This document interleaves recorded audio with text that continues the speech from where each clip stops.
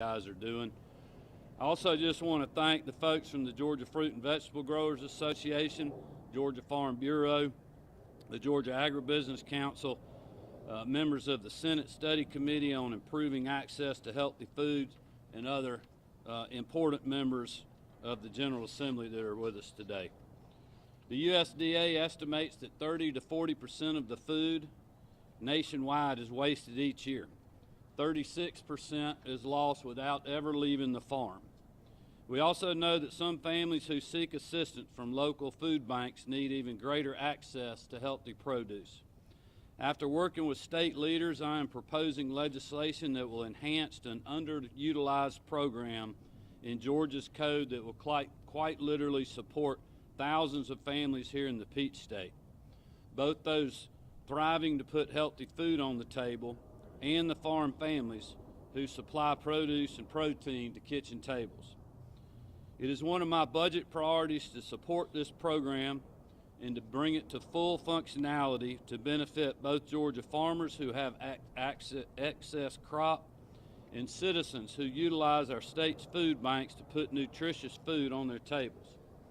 Funding for the program allows more farmers to enter the market, and it will minimize loss on surplus produce rather than being forced to waste millions of pounds of good food. And this has been the case in recent years. This program also helps food banks by giving them more resources to purchase Georgia-grown fresh produce, open the market to stretch program funding, and better serve their clients. Together, we are doing our part to fight hunger in our state by increasing access to wholesome, nutritious foods while supporting the farm families that our state relies on. Although we are off to a great start, we will continue to find ways to address tough challenges with innovative solutions. I again want to just thank everyone here today who has helped us revitalize this program and make it a success. And we will look forward to seeing all the good things that will come from it. Thank you again for all your help to both support our state's #1 industry and our most vulnerable Georgians. And with that, I'll turn it over to Dana for some remarks. Thank you, Governor.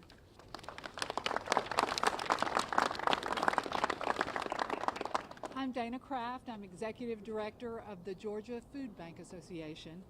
Last year, Georgia's 8 Feeding America food banks distributed more than 170 million meals. 45 million pounds of that was fresh produce, and they could have used more. The food banks have invested in expanding their cooler capacity and refrigerated trucking capacity, and they're also investing in their last mile agency network to make sure that fresh, perishable food and fresh produce can get to every Georgian who needs it. We know from the last hunger study that 58% of the households we serve have at least one member with high blood pressure, and 33% of those households have someone with diabetes. So an innovative program like this that increases our access to Georgia-grown produce is going to help us break the cycle of chronic illness that's created by food-related problems. Our ability to provide fresh produce is not just about healthier food, although that is the absolute priority. We're also creating more consumers for Georgia-grown produce. If you're a mom with a tight food budget and you're not absolutely sure that your kids will eat something, even if squash is on sale, you're not going to buy it, right? And so through the food bank network, if we can provide more access to a variety of food through this surplus purchasing program like this, we can create new consumers for Georgia produce. So when that food budget recovers in that household, they know their kids love squash. Please, I don't want any letters from squash people. I love squash. But they know their kids love squash and they can buy it. And the food banks have also invested in resources and partnered with Georgia Extension to help people understand how to prepare food in healthy ways. I want to thank Governor Kemp for this innovative program and thank Commissioner Black for the strong support that he shows for our farmer and rancher partners and also for our network over the years. And I want to say that we're very excited about being a part of this program and want to thank y'all for it. I'm going to turn it over to Kyle Wade.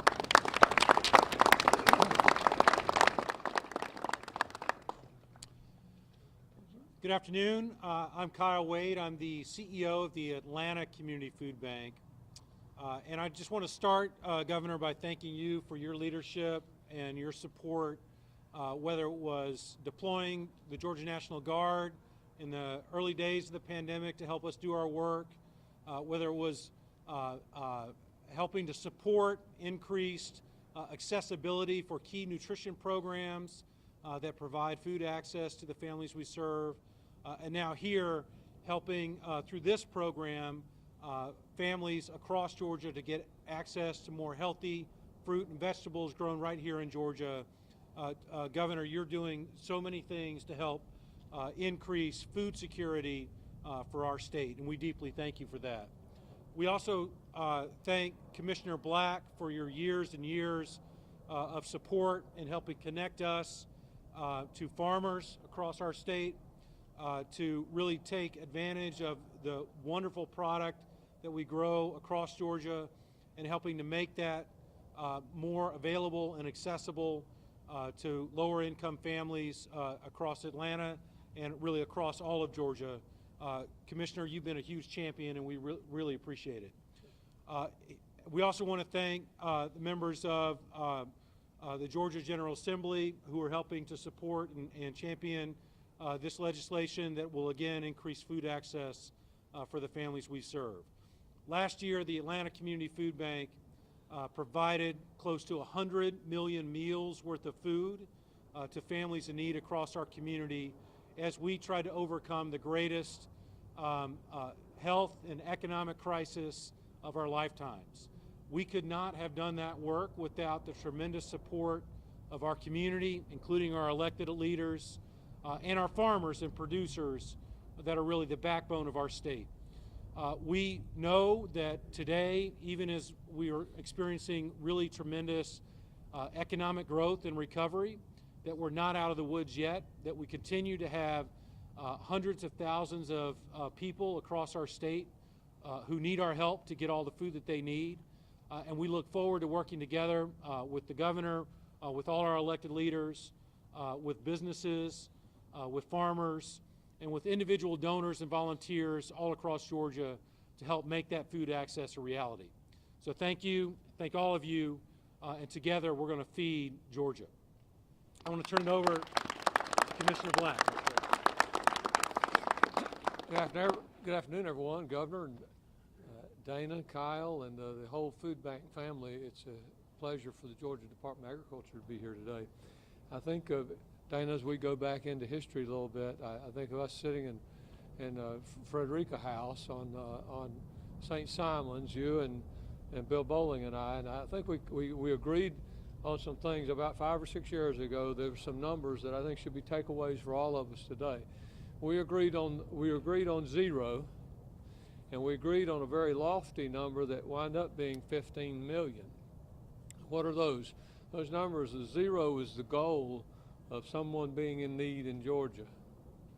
That should always be a goal as we try to feed those who are in need. Come along those side Georgians who are in need.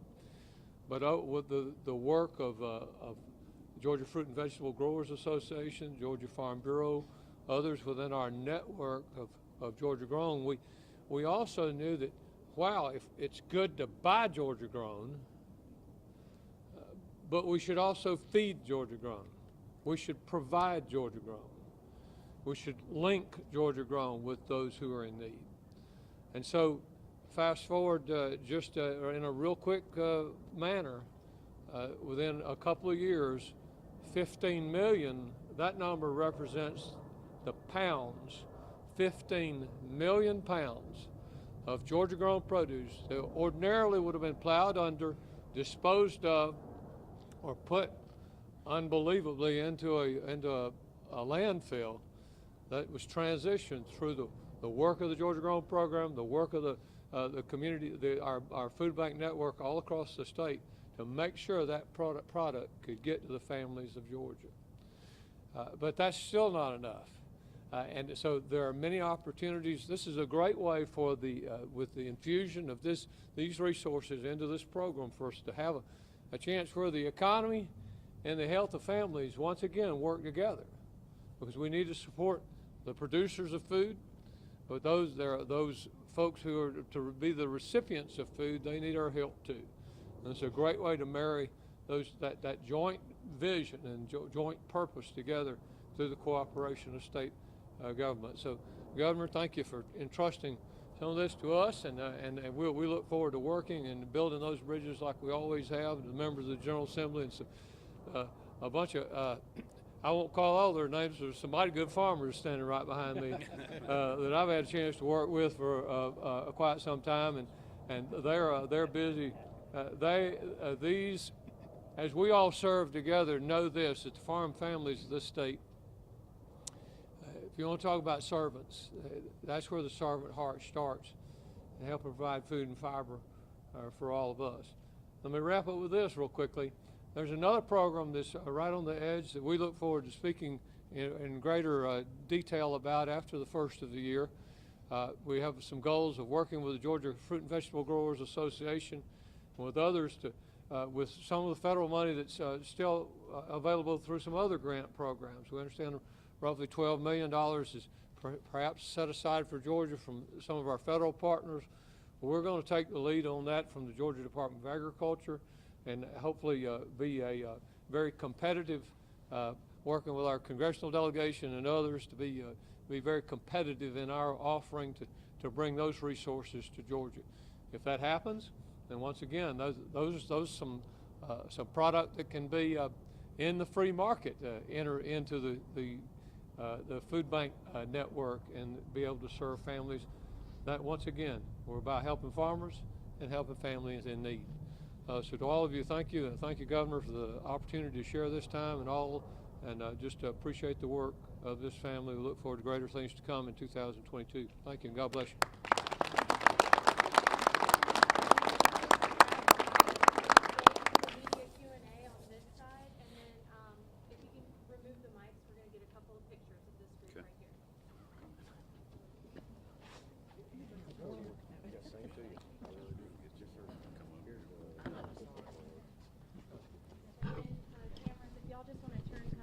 This way, we'll do media Q&A over here. All right, we'll get these pictures done quick. I know everybody might be a little cold. Yes, sir. Kind of gather around.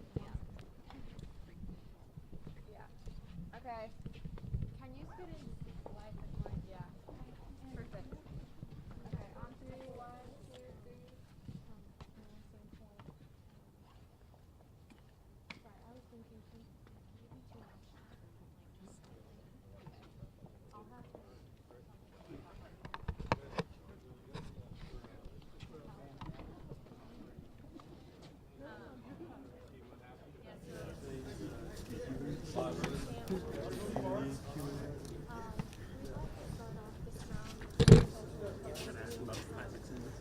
With the governor and being able to share his thoughts on the basketball.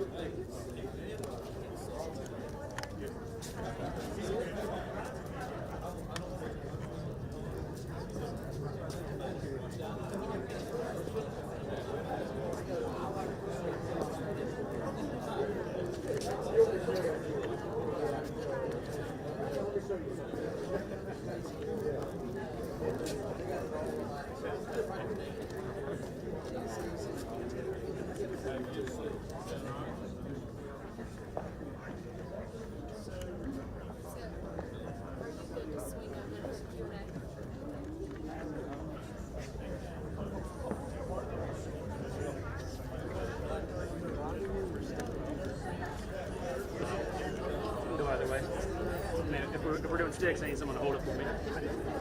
If we can get rid of it.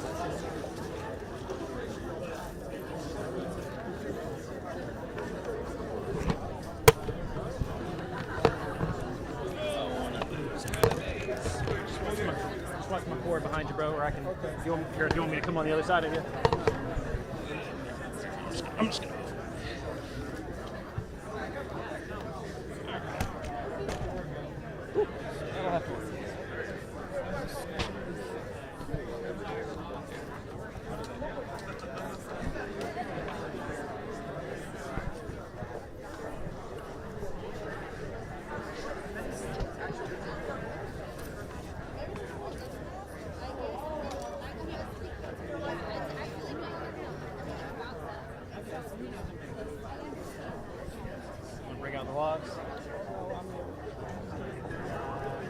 mean, if you're going to lob them, I'll lob them.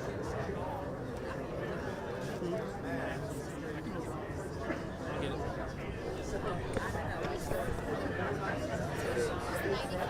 Sign your shot.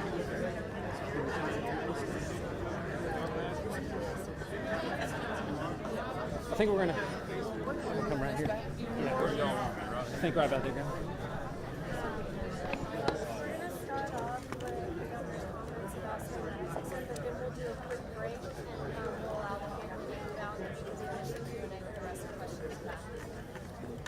So, good afternoon, everyone. I know I hadn't really put out anything in person about Senator Isaacson's passing. I mean, certainly, I think the statement on behalf of myself and Marty and the girls speaks for itself. But I would just tell you, he's been a giant Georgian for a long time. Our family ties go back to him.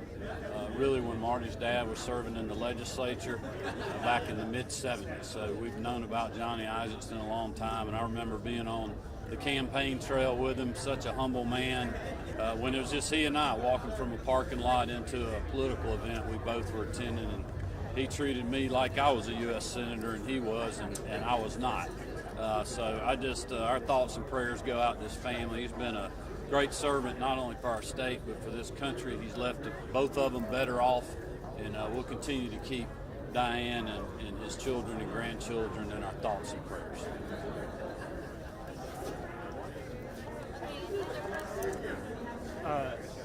Governor, do you have an update for us on the hospitals as they battle the Omicron variant? Yeah, we had actually had a call this morning with Dr. Toomey and our team on the new variant and kind of what we're seeing.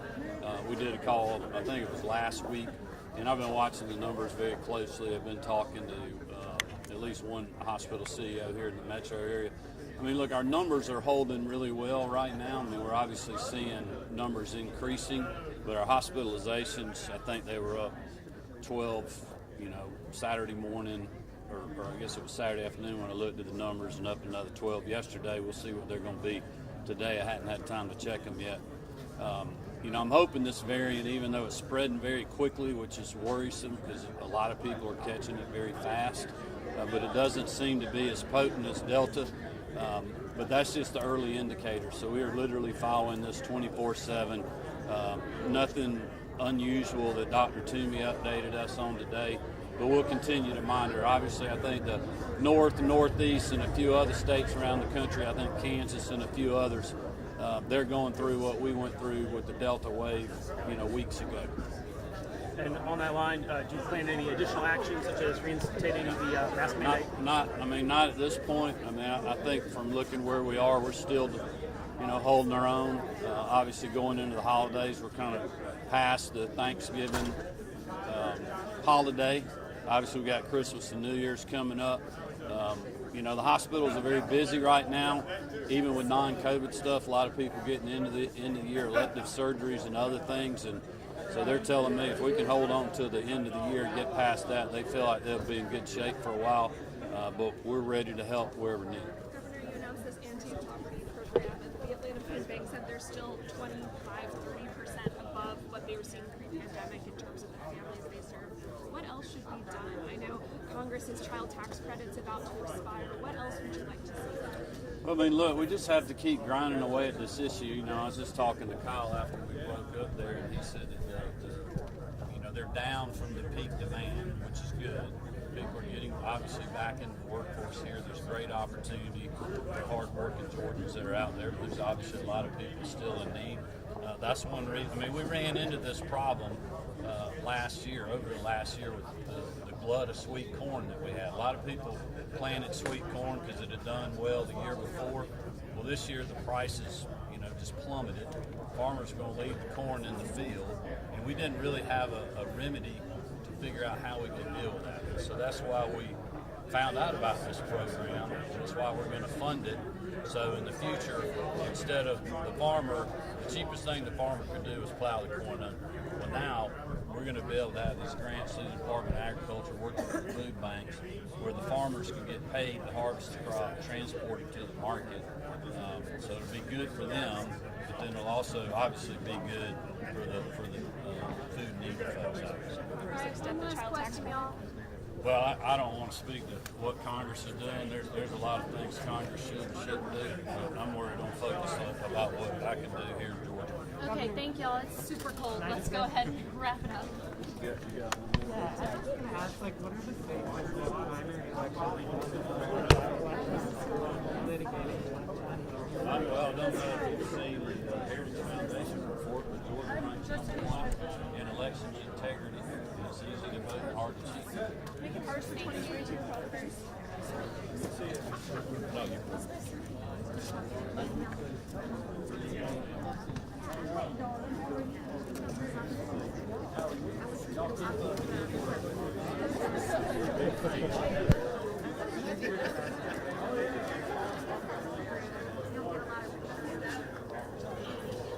Oh, I'm trying to get them. I was trying to make sure that you were doing good. Okay, yeah.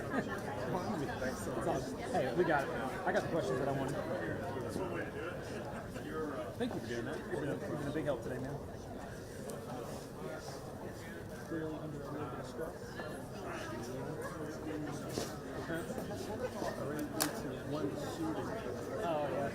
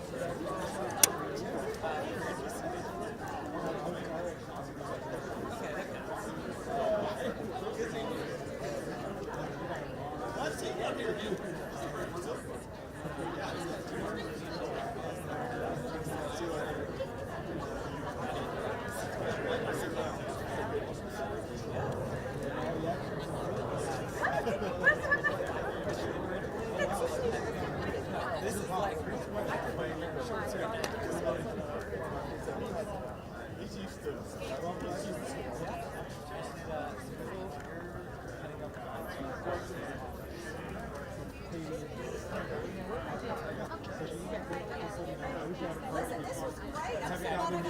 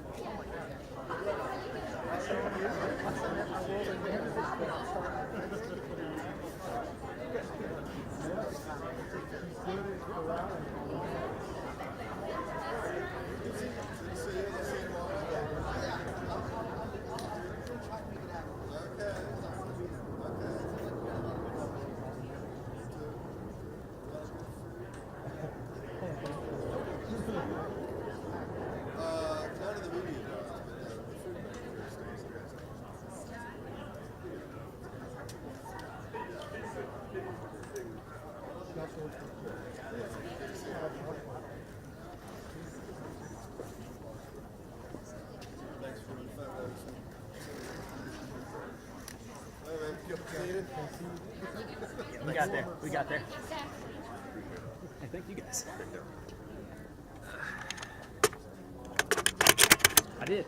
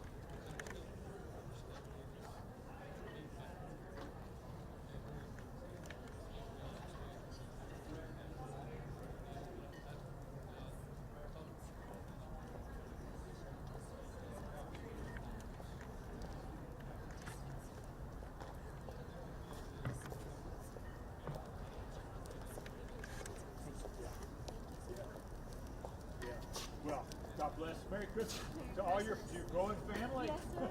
See ya. Bye-bye, Kate.